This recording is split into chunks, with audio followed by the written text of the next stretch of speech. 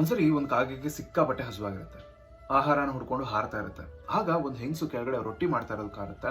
ಹಾರ್ಕೊಂಡು ಬಂದು ಒಂದು ರೊಟ್ಟಿ ಎತ್ಕೊಂಡು ಹೊರಟೋಗುತ್ತೆ. ಇನ್ನೇನು ಮರದ ಮೇಲೆ ಕುತ್ಕೊಂಡು ತಿನ್ನಬೇಕು ಅನ್ನಬೇಕಾದ್ರೆ ಒಂದು ನರಿ ಕೆಳಗಡೆ ಹೋಗ್ತಾ ಇರುತ್ತೆ. ಅದಕ್ಕೆ ಕಾಗೆ ಬಾಯಲ್ಲಿರೋ ರೊಟ್ಟಿ ಕಾಣುತ್ತೆ. ನರಿಗೆ ಬೇಕು ಅಂತ ಅನ್ಸುತ್ತೆ. ಹಿಡಿಯೋಕೆ ಹೋದ್ರೆ ಹಾರೋಗುತ್ತೆ. ಇಲ್ಲಿಂದ ಹೊರಟೋಗಿದ್ರೆ ರೊಟ್ಟಿ ತಿನ್ಕೊಂಡ್ಬಿಡುತ್ತೆ. ಏನ್ ಮಾಡೋದು ಅಂತ ನರಿ ಯೋಚನೆ ಮಾಡುತ್ತೆ. ಆಗ ನರಿ ಕಾಗೆನ ಹೊಗಳಕ್ ಶುರು ಮಾಡುತ್ತೆ.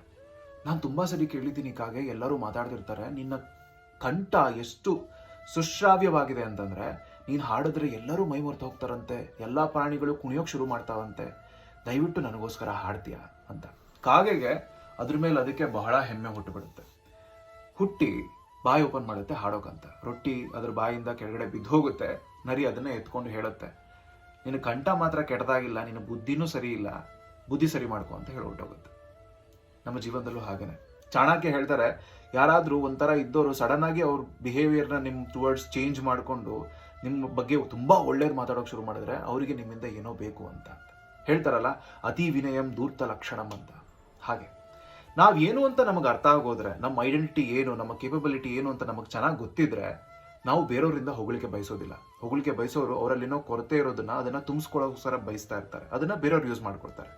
ನೀವ್ಯಾರು, ನೀವೇನು ಅಂತ ನೀವು ತಿಳ್ಕೊಳ್ಳಿ, ಅವಾಗ ಬೇರೆಯವ್ರ ಮಾತು ಮ್ಯಾಟ್ರ್ ಆಗೋದಿಲ್ಲ. ಆಗ ರೊಟ್ಟಿ ಇನ್ನೊಬ್ರು ಪಾಲಾಗೋದಿಲ್ಲ.